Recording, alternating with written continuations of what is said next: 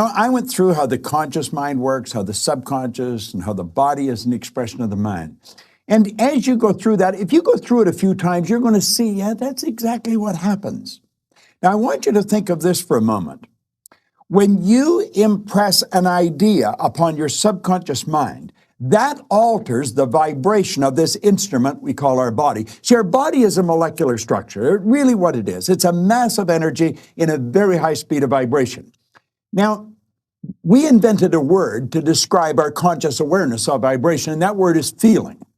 If you ask a person, how are you today? They'll say, well, I'm feeling fine, or I don't feel that good, I feel great. You never hear a person say, oh, I'm consciously aware of being emotionally involved with a negative idea, so therefore I've moved into a negative vibration. But that's exactly what happens. So you see, as we start to understand this, and we become aware that we're not feeling too good, we can change it. It takes a little training, but you can do it. We are really in charge of how we feel. Now, we let other people upset us, but we don't have to let other people upset us. We don't need to react to them. We can respond. We can listen to what they're saying, and they say, well, you're entitled to your opinion, but that's just not what I'm like. And we can hold our own idea of ourselves. You see, it's important that we grasp how the mind works and that we understand the relationship of the body to the mind and the mind to the body. Now, it's our results that we want to change. Now, our results could be in our physical body. It may want to be, you may want to cast off a few pounds. You may want to put on a couple of pounds. You may want to have a little higher energy. See, all the energy there ever was or ever will be is 100% evenly present in all places at the same time. Everything's energy. You'll hear people say, where does he get all the energy? Where does she get all the... Nobody gets energy. Everybody releases energy. Desire is the triggering mechanism that lets the energy flow. Now, let's go back and have a quick review. Here you've got the little stick person here. There you've got the conscious mind. And remember, you have the sensory factors hooked up to the conscious mind. And then you have the subconscious mind, and then you have the body. Now, the conscious mind has the ability to choose thoughts.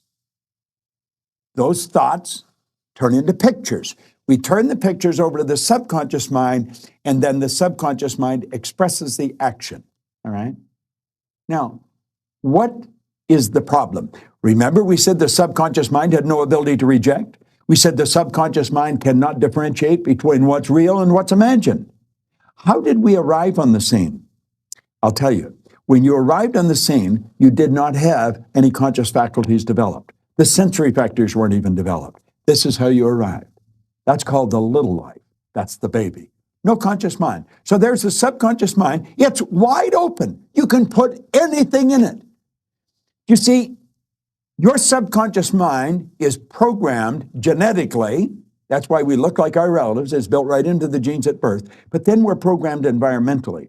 Carl Mendinger from the Mendinger Foundation in Topeka one time said, environment is more important than heredity. Why do you think you speak the language you speak? You speak that language because you were surrounded by people that speak that language in your little life.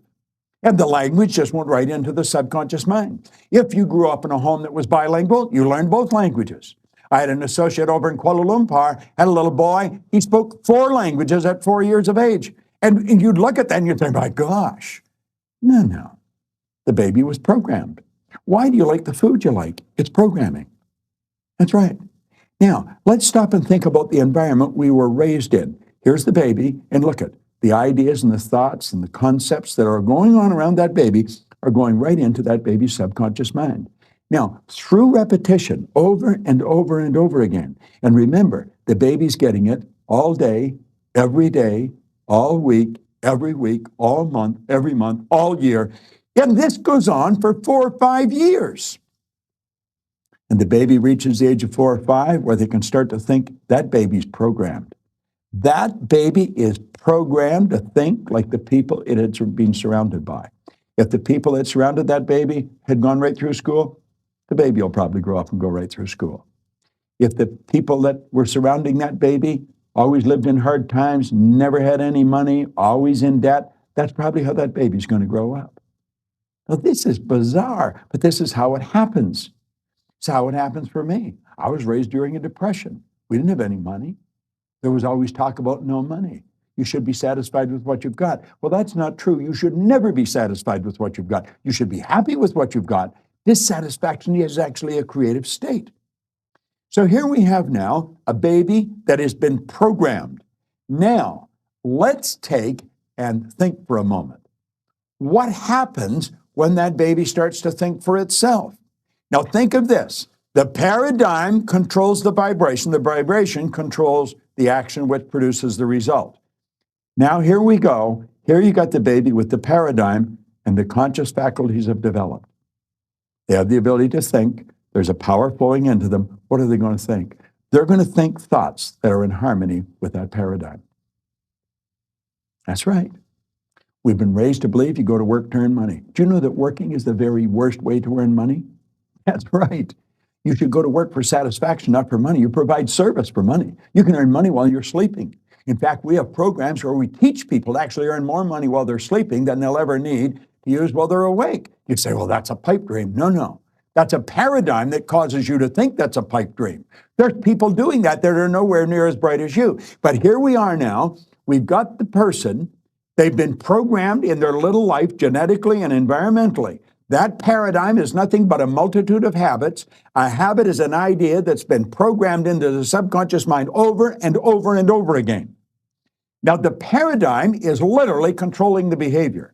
Consciously, you can think of one thing, but subconsciously, the other idea will be controlling you. See, we can sit down and we can read these self-help books. We can listen to the recordings. We say, yeah, well, I can do that. That makes sense. That's logical. But then we can't do it. Why? Now, think of this for a moment. I want you to imagine that you're going to accept an idea right now to turn your annual income to a monthly income. You say, well, I'd like that, but will you do it? Probably not. Your paradigm will stop you. See, your paradigm literally controls the results. Now, let's think of how the paradigm was formed. The paradigm was formed through repetition. The idea is being planted in your subconscious mind. Now, understand your paradigm dictates your logic. Your paradigm controls how you utilize your time. Your paradigm controls your perception of situations. Your paradigm controls your effectiveness. Your paradigm controls the amount of money you earn. If you want to change your life, you must change your paradigm. You see, to most people, it's illogical that they could take and turn their annual income to a monthly income. But if you follow our teachings, we'll show you exactly how to do that. We'll show you how to accomplish anything you want to accomplish, because what we're focused on is showing you how to change the paradigm. When the paradigms change, your life changes. It's a beautiful concept. It's an absolutely phenomenal concept. Now you know why you're getting the results you're getting. It has nothing to do with your intellect. Your intellect, you can figure out how to do things. That doesn't mean you're going to do them. You'll hear people say, I believe that, but their behavior would indicate they've never even heard of it. Why? We believe something on a conscious level. On a subconscious level, the paradigm believes something else. There's a word called praxis. Praxis is the integration of belief with behavior. We've got to take the beliefs that we have consciously, that we determine by thinking, and plant them in the place of the old belief. See, I used to believe that I couldn't do anything better than I was doing. I felt fortunate that I was on the fire department. The idea of building a company that operated all around the world, furthest thing from my mind. But you know something? As I changed my paradigm, my whole world changed. That's what we do. That's what it's all about. You've got to change your paradigm if you want to change your life. Now, you can study all you want. If you don't gain an understanding how to alter that program, and that's what the paradigm is, it's a program. It's a multitude of concepts that are fixed in your subconscious mind that literally control your behavior. It's a beautiful concept to understand. It's a terrible one if you don't understand it, because it literally controls your life. Why do you think most people go right through their life and keep getting the same results year after year after year? Well, it's just the way it is. And they don't know. We should be taught this in school, but we're not. How is the paradigm formed? Through the repetition of information. How's the paradigm changed? Repetition of information. Now, let's suppose you're having a difficult time with money. You find that you got more going out than coming in. You've got to change your concept about money. How do you do that? Through the repetition of an idea. That's where affirmations comes in. I'll give you one that I've been using for years. I am so happy and grateful now that money comes to me in increasing quantities through multiple sources on a continuous basis. I am so happy and grateful now that money comes to me in increasing quantities through multiple sources on a continuous basis. You don't just say that once or twice. You've got to repeat that maybe 1,000 times a day, every day for maybe 90 days, and you'll start to change your whole concept about money. Wealthy people all have multiple sources of income. Now, I'm going to tell you what happened to me. I drove around with a battery-operated record player and a long-playing record, and I played it over and over again every day for probably a couple of years. This was so totally illogical. It was behavior. Everybody thought I was losing it. And I'm reading the same book every day, Think and Grow Rich. As a matter of fact, I'm still reading the same book. And it was the repetition of Earl Nightingale's information and the book that changed the paradigm. I didn't know what I was doing. I didn't understand what I was doing, but I did it. You know, I had a man come up to me in the Waldorf Hotel in New York, the Waldorf Astoria, at the end of a 3-day program, and he said, Bob, I really want to thank you for what you've just given to me. He said, for the first time in my life, I've understood how I accomplished what I did. I said, what did you do? He said, I won the gold medal in the decathlon in the Olympics in Melbourne, Australia in 1957. That's right. Milt Campbell. And he said, I never understood how I did it. He said, the next time you run a seminar, I want to bring my boys. And he did.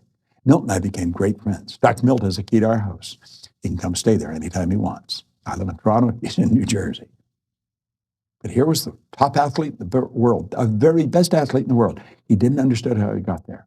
Most people that are very accomplished cannot tell you why they are. That's why they are. They've rewritten the program. They changed the paradigm. They might not have understood how they did it, but they did it.